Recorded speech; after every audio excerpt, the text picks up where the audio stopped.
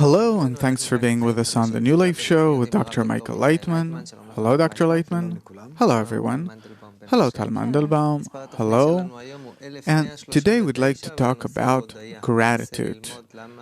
We'd like to understand why being grateful for what we have in life is something so important that can make our life even better. Be with us, Tal. Please.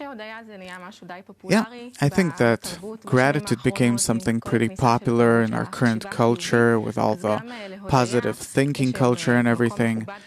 So gratitude is a very important tool that a person can acquire in order to become happier. It's said that gratitude relieves us of tension, pressure, allows us to enjoy the here and now. It's said that it's the best thing that you can do in order to make your life better. In short, we all understand that gratitude is something good, but we don't always succeed in doing it. So there's a great potential here, and we'd like to understand how can we use it. What does the wisdom of Kabbalah say actually about this force of gratitude, this seemingly simple thing that a person does where he's grateful for what he has? The wisdom of Kabbalah is a serious wisdom. And therefore, when it talks about gratitude, it speaks of spiritual gratitude.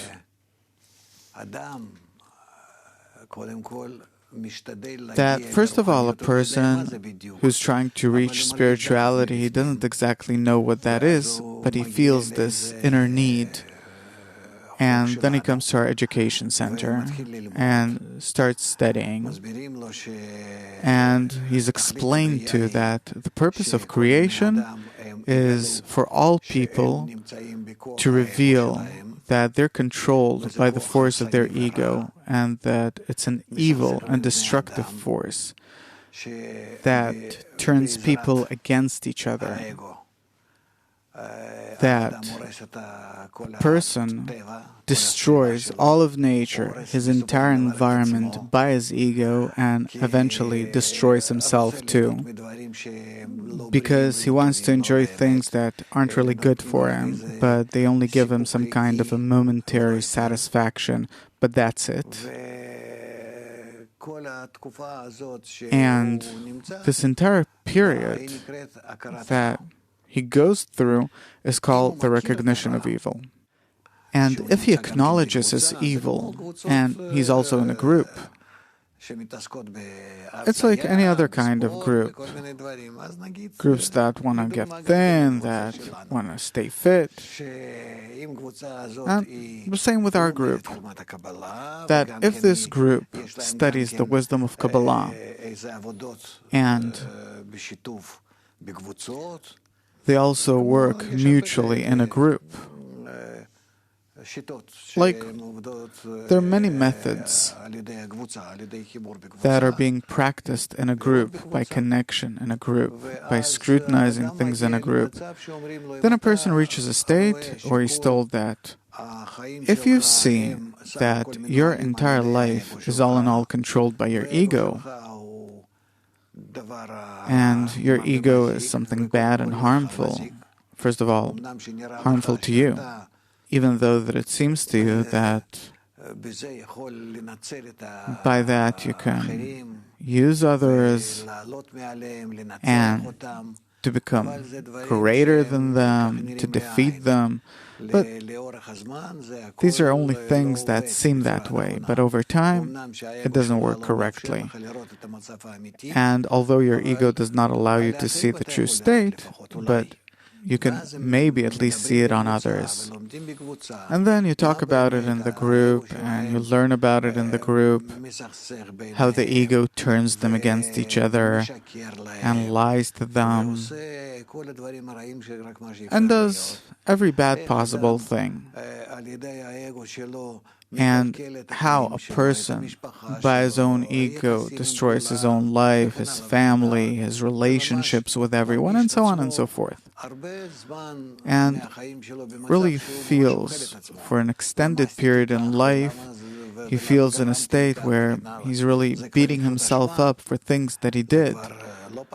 And these are guilt feelings. It's not simple, but still, this is not a correction. And if a person, through the wisdom of Kabbalah, starts seeing the reasons for the process that he's going through, and the purpose of the process itself, its goal, then he reaches the recognition of the evil of his ego, and also the recognition of the good life that can be above the ego. And then he starts looking for what force can help him ascend, meaning if there is a minus, there also has to be a plus. Nature, all in all, is a system of two forces on different levels and in different forms that work on us, that influence us. So if we discover the evil force that's working on us and influencing us and also from within us, then there can also be the force of good. So the wisdom of Kabbalah, in Hebrew, literally meaning the wisdom of reception, it reveals to a person that he's in a negative kind of reception, that he all the time wants to receive and pull to himself, and that it's not exactly to his benefit to act this way. But that there's also the force of good, which is the force of bestowal, that can balance the force of reception, and then between these two forces, he'll be in harmony, like between plus and minus. That whatever we create by the combination of two forces, because specifically by the correct combination between them, we can succeed, we can benefit, we can get something useful out of it. And the very same way, if we'll connect between us, both by the separating negative force that separates us and creates all of our problems in our families and in the nation and between nations and with nature and with everything, if we'll acquire against this the positive force, and this is a force that exists in nature, only we have to derive it, to pull it, to know how to work with it, to know how to balance these two forces. And then, in between these two forces, we'll start existing in a good and nice way. And then a person, when he starts understanding the ability to come closer to the positive force against the negative force that he has from birth, then he becomes grateful for the negative force that he has, where the negative force is also good, only I also need the positive force. And then I'll be able to work with both forces. And this is what King David wrote about, that you have saved my soul. That before a person receives this positive force, he's only in the negative force, and he really feels bad. And after a pretty extended period of time, he reaches a state where he also receives the force of good, and then he reaches gratitude. So gratitude comes after a certain process of inner revelation, inner change, revelation. A person opens his eyes on his entire life, the personal process he's going through, or the historic process that all of mankind's going through. He starts seeing more than his own personal life. So if I'll just give gratitude for what I have now, without going through all the processes of development or some kind of revelation, does it have some kind of power? Does gratitude, will it help me somehow? It'll help you to advance toward greater evil. Because what are you saying thank you for? For succeeding in using your own ego. Maybe I didn't even succeed, but I want to have good, positive thinking. So you can't simply give gratitude. It's a lie. It's deception. So if a person doesn't feel inside that he's thankful, he can say, thank you. That's also good. Maybe it'll prevent him from becoming even worse. And I don't know how true that is, but in short, we give gratitude for something that we expected to receive and we got it, and we realized something important.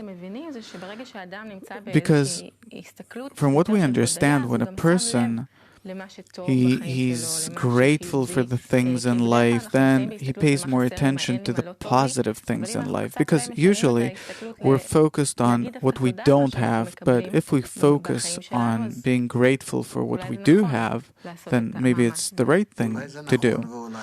Maybe it is, but maybe it hides the truth from me. Maybe I paint my life pink, I put on pink glasses, that everything's great.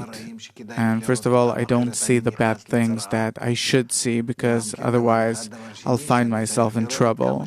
And the other thing is that I have to see to what extent this wave of making yourself happy all the time feeling euphoria, how much it prevents me from reaching the purpose of creation. And eventually, true, it's like taking some kind of drug.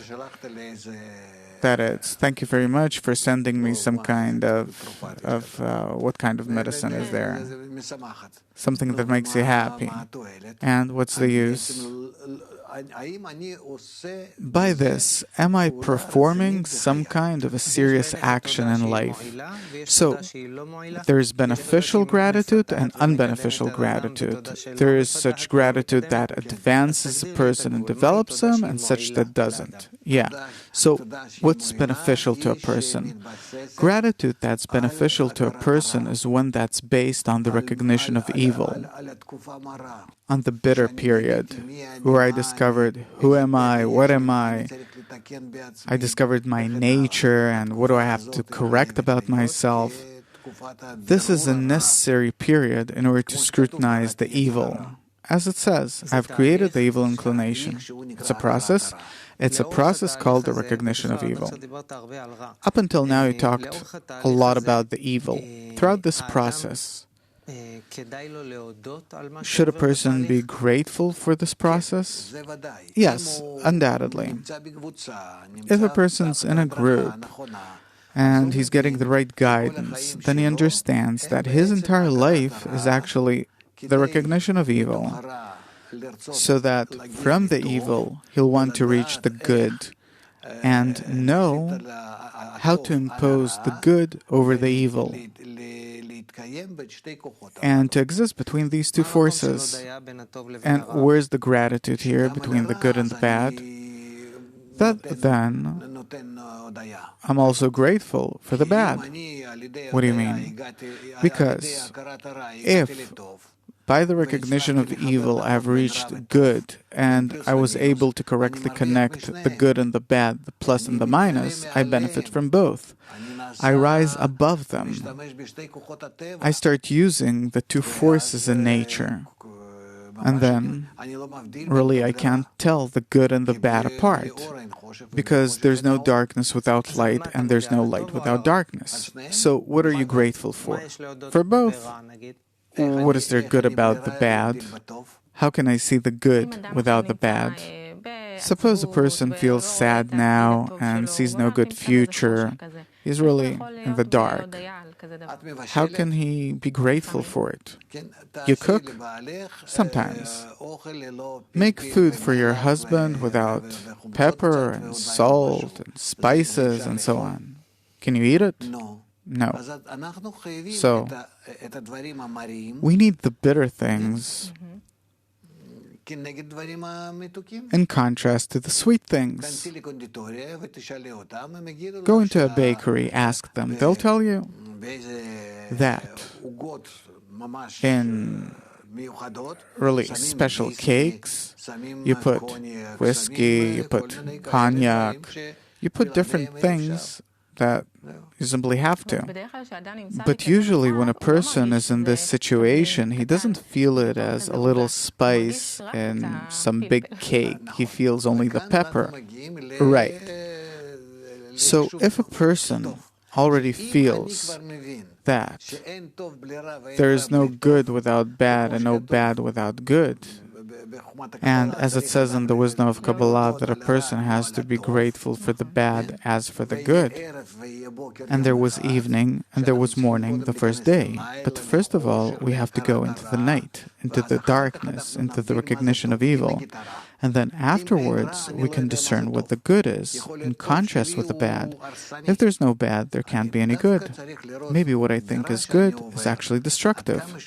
So I have to see how the bad, the evil that I'm going through is actually guiding me towards the correct good. In order not to just imagine things like when you take a drug or something. I want to ask about this. You mentioned that the sages say that a person has to be grateful for the bad as for the good. In order to be grateful for the good, I don't need anyone to explain it to me. I think I do it automatically. This isn't my problem. My problem is the bad. When something bad happens, you tell me that the wise people that see the big picture in life, they say that what you see as bad right now isn't exactly bad, and also be grateful for whatever comes your way, good or bad. Now, I don't know what to do about this.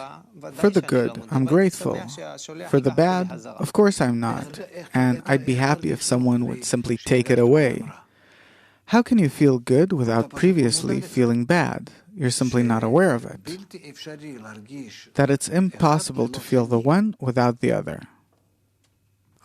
And all the bad in our life is meant in order for us to feel the good. Otherwise, we couldn't feel the good. That the bad is what depicts the good, sustains it. Gratitude, is it something emotional or intellectual? It erupts from within. So when something bad happens in life, what erupts from within is cursing everyone and everything. So that's still evil and not yet the recognition of evil. I don't understand. It's a phase in which you feel bad, like a baby, like a child that feels bad. Afterwards, when he grows up and something bad happens, he sees the reason, he sees the goal, maybe he agrees with this bad, because without it, you can't reach the good. So gratitude. Yes. You really have to be thankful for the bad. Is it possible? If this bad or evil is a necessary component in order to reach the good, then I thank for the bad as for the good, that the darkness shall shine as light, as it says. And how can I know what's what? Come to us to study. Great, I came. How can I know that this is something bad that's supposed to advance me toward the good, or it's something bad that it's better just to get rid of it? So there is a general way to discern these things, simple but comprehensive. If this evil distances you from people, then it's really something bad.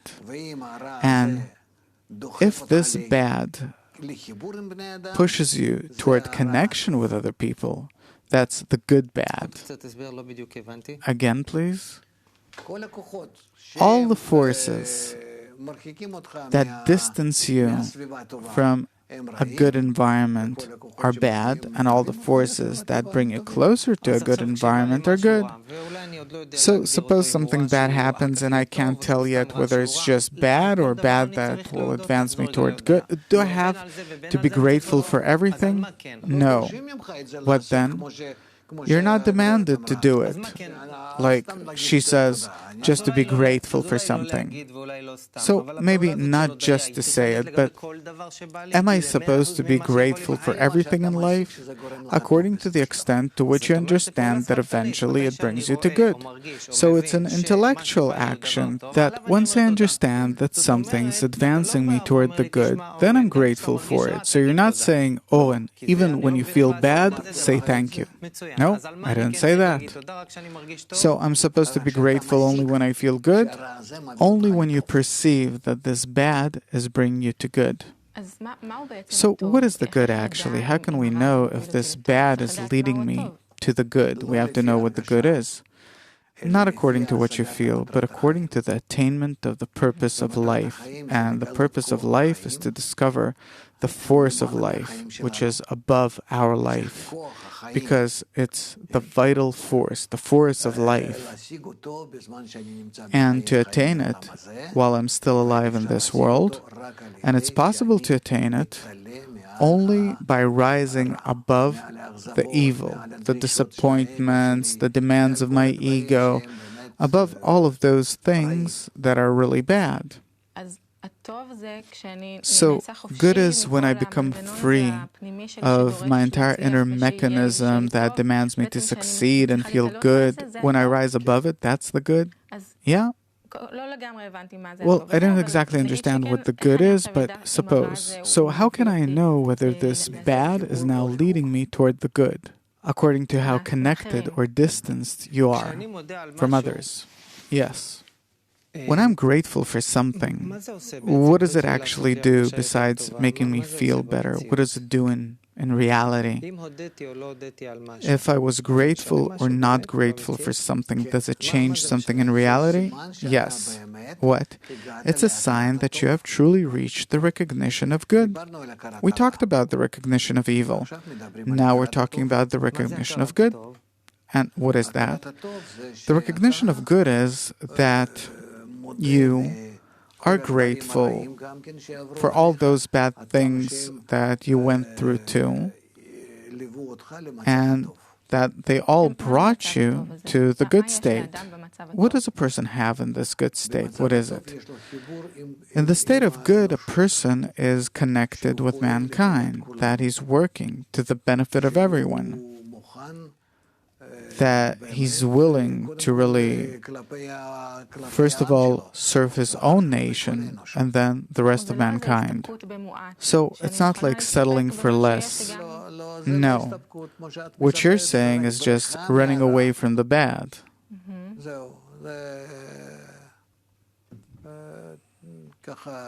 It kind of diminishes the problems. So a state of good isn't when I have less and then I can be thankful for it, but when I reach a state where I'm free of myself, you feel that you depend on everyone and everyone depends on you, and this way you truly open new horizons for yourself, and then you can really be grateful for it because you have reached a life which is above the animate level. Is there a connection between gratitude and giving? Yes. What?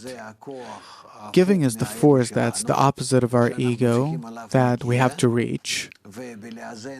And by balancing reception and bestowal, or reception and giving, we can reach a state where we're balanced. And this way, we build a good, nice, mutual system of connections between us, between all people.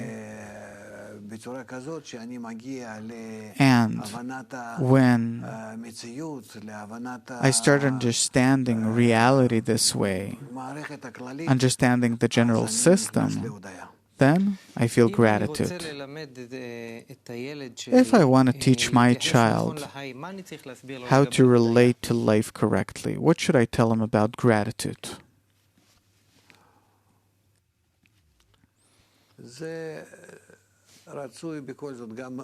It's preferable for him to be in a framework where he can learn about the actions of giving and receiving, that they have to be balanced to the benefit of everyone, and that he too is a part of society, of this collective.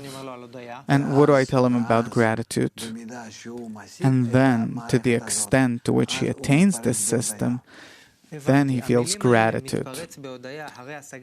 When he feels gratitude after achieving the balance between the forces of good and bad, receiving and giving and so on, according to what I understand, gratitude is actually a result. It's not an action, but it's a result of many other actions that lead me to balance between reception and giving, and to be connected with others, and to the understanding that there's no good or bad, but that these are two opposites like plus and minus. And then when I start seeing things this way, feeling things this way in my correct interactions with others, as a result of this process, I start feeling gratitude. Therefore it says, "For you have saved my soul." Okay, so if I understand this gratitude, that is a result of a process, then in the beginning of the process or somewhere along the way? Am I demanded to be grateful for something before I really feel that way? Yes, because one way or another, you're on your way. So what do I have to be grateful for? That you're being taken care of by the upper forces. And I have to be grateful for this when I feel good things, bad things, when I don't understand what's going on. In every situation, to try and be above what you feel and to discover that you're being taken care of. Taken care of by whom? The good and bad forces. Good and evil forces. There are two forces in nature. So what am I grateful for? That they work in you in balance and you can advance by both, like on 2 feet. What does a person do when he feels bad? And a wise person like yourself tells him, you have to try and be grateful for whatever happens because there are upper forces that are taking care of you. But I feel bad. And I hear you saying, try to be grateful that you're being taken care of, that you're being advanced. Say thank you, because there are those that aren't being taken care of, so to speak. So what do? Practically, you run to your attain, to your group, to your correct environment, where only in this environment can you determine what good and bad is, and to draw the correct forces. So I have to get help from other people that will explain to me my condition in which I don't understand what to be grateful for. You have to run to the group that the force of good is immersed in. And then by this force of good that you'll find there, you'll balance the evil that you are personally experiencing. So there's no point in beating myself up for not being able to feel gratitude for the bad things in life. No. What then? Go to the group, meaning a group of people that are in the same process. Yes, and by integrating with them, you'll get forces from them, and then you'll be able to balance the evil and to be grateful for the good and for the bad together, because without that, you can't balance the good and the evil, meaning to rise to a higher degree. Dr. Laitman, thank you very much. Thank you, Tal. Thank you for being with us. Till next time, all the best.